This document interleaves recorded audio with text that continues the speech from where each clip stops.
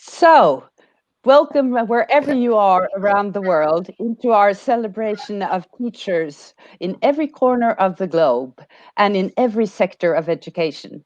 I hope you stay tuned in now because we are going into a very important conversation about how the whole situation that teachers and academics have been experienced through the lockdowns connected to COVID-19 and everything happening as a consequence. We are going to go into a discussion on how this has impact on higher education and research. And I'm very pleased to have with me two representatives of the sector from two different parts of the world. We have Joe Grady, the General Secretary of the University and College Union, UCU, in the UK, and Matthew McGowan, General Secretary of the National Tertiary Education Union in Australia among us. Welcome to both of you. And thinking about how I've seen that this has impacted on higher education, and I see it from the outside. But one of the things that really has struck me is that it's maybe quite different in different parts of the world. I sit in Norway, and we have in Norway had record applications for higher education. And partially that is because we are what we would call a sending country. We send our students abroad.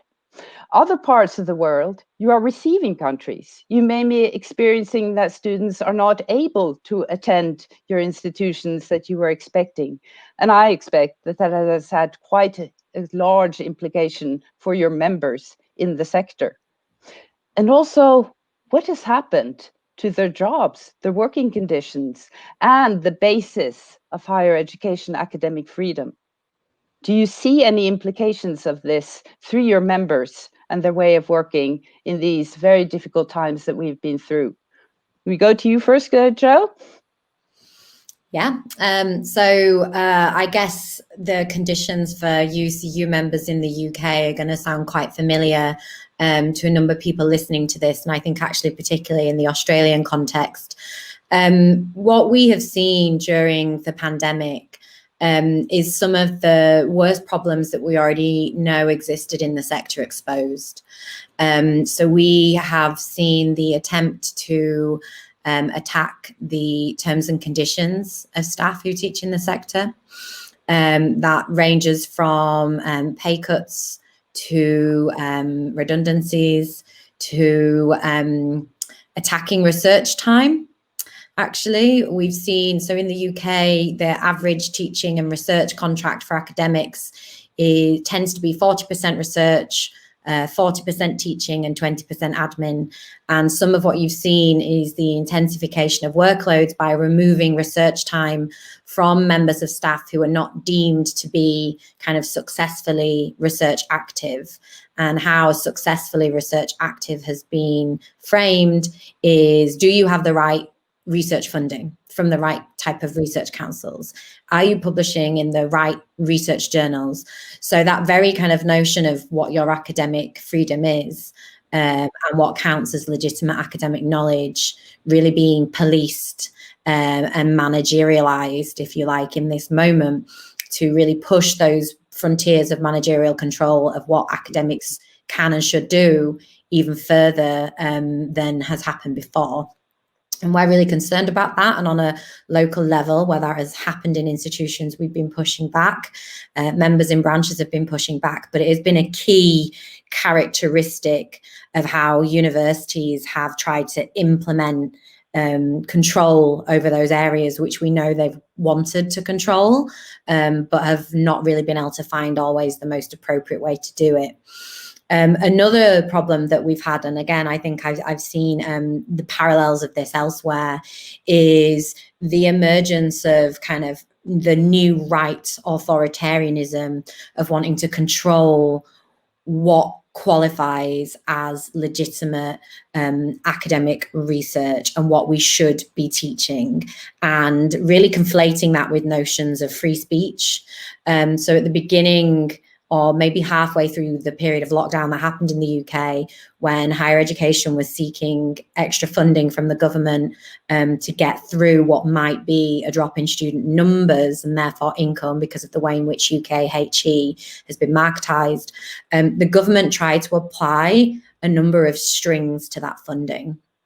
And those strings were an attack in our opinion, on both students and staff in HE. So student activism via student unions in the UK was attacked, and the suggestion of the strings that was proposed to be attached to this bailout funding was niche activism had to be discouraged in student unions. And, you know, in the UK, our student unions have been engaged in Black Lives Matters protests, pro-trans protests, supporting their academic members of staff on picket lines. You know, these are not niche activities, but they are activities that right-wing governments don't want to see students involved in. And then in terms of staff, there's been, again, kind of new authoritarian attacks on what we should be doing research on, what we should be teaching. We've just recently seen in schools in the UK the idea that schools should not be teaching anti-capitalist education, but also in universities, this includes the idea that you have to platform people. So we are really quite concerned about what we've seen in this period, and that what we've seen really has been the attempt to use a crisis moment to insert these sort of new authoritarian ideas of controlling education more broadly in terms of what universities are for, what the role of universities are, and what the role of student activism within universities is. But then, as I say, on a more kind of individual micro basis, we've also seen the policing of research time and the policing of what counts as legitimate research that then guarantees you to keep your research time. And what we're really concerned about in this moment is not to accept any of this, even for a short period of time, to get us through this crisis, because that will become the new normal. So we've been giving really clear guidance to our branches that if they are to engage in any of these things, that it cannot be to the detriment of their long-term contracts. Thank you very much. I'm wondering, do you recognize this, Matthew? Is this the same situation in Australia? A lot of it is very similar, but there are some, I think, stark differences in the Australian context. Around about 30% of the funding for the sector comes now from international student income. And that has had the closing of the borders and the shutting down of international travel has really dramatically changed climate for the university sector. So the most dramatic impact on the sector is a loss of some $3.5 to $4 billion in this year alone. And if we project forward into next year and the following year, the full estimates are looking pretty grim. That number could easily double or triple. We are in a very serious position. All of our universities are starting to lay staff off, and particularly you'll find that casual staff are being laid off in very large numbers. We are facing a crisis within our institutions in the research front. Most of our universities cross-subsidise research from the international student income. Governments of all persuasions over the last couple of decades have used international students as excuses to expand the sector, but also to reduce the government's responsibility for fully funding the sector. And so increasingly what we've seen is institutions become dependent upon that international student income for their very existence and for the funding of many of their activities, including research. So it is a very serious problem. We are seeing, at the moment, we are expecting something of the order of 20,000 jobs to disappear out of the sector over the next 6 to 9 months. The government has done nothing to provide any support to the sector so far. We have a budget coming up next week, and it's later this week rather, and it's quite possible that there will be some relief provided to the institutions, but it's unlikely to go anywhere near the losses that the institutions are facing. So our major crisis at the moment is holding on to people's jobs. We are seeing people terminated at a really rapid rate. I think I said earlier some 4,000 contract staff are up at the end of this year. Those are primarily research staff. The people who are most dramatically affected, there are courses being cut all over the place. But I think probably the lion's share of those full-time job losses will go to the professional staff as the institutions cut back as much as they possibly can.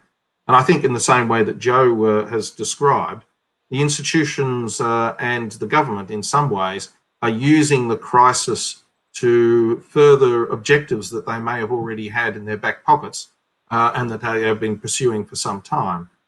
So, you know, the issues around academic freedom are again being talked about and as Joe indicated, conflated with free speech, particularly from the right. It's an interesting position for the union because there are elements of the debate where we are promoting it, because I think there are some circumstances in Australia that indicate that the legal framework that we have always relied upon for protecting academic freedom is under challenge at the moment from a number of different cases that have been through the courts.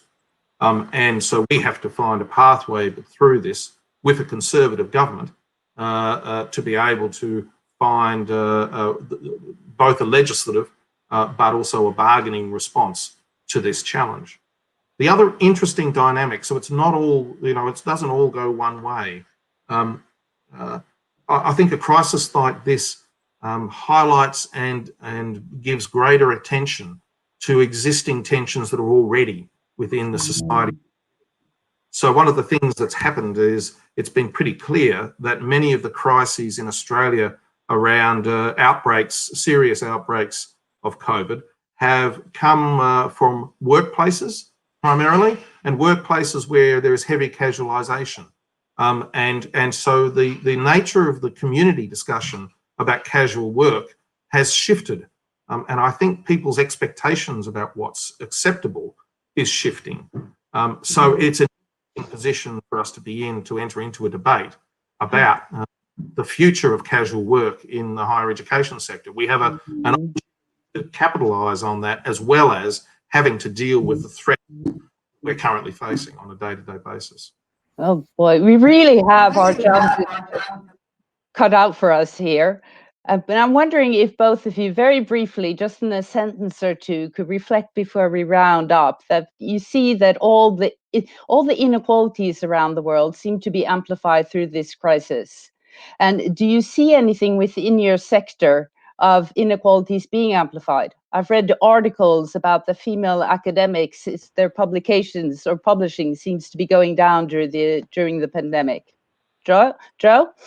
Yeah, I mean, completely. What's happened, what was just outlined then by Matthew, it has been happening here in terms of casualised staff were the first to lose their contracts. In the UK, we have disproportionate amounts of Black women who are casualised, Asian women, disabled staff. So the very idea that they're the first staff that during this crisis universities sought to either non-renew their contracts or make redundant is yet again the idea that you know, those the most privileged, those the most secure keep their jobs whilst others are let go. And we have seen increasing reports in the UK that male academics have really benefited in terms of their research during lockdown, perhaps because traditionally they don't carry the societal expectations of that caring burden. And I think the data that we've seen of submissions to journals suggests that women's research outputs have just completely dried up.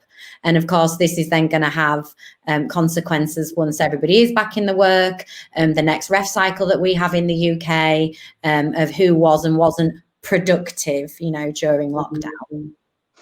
Matthew?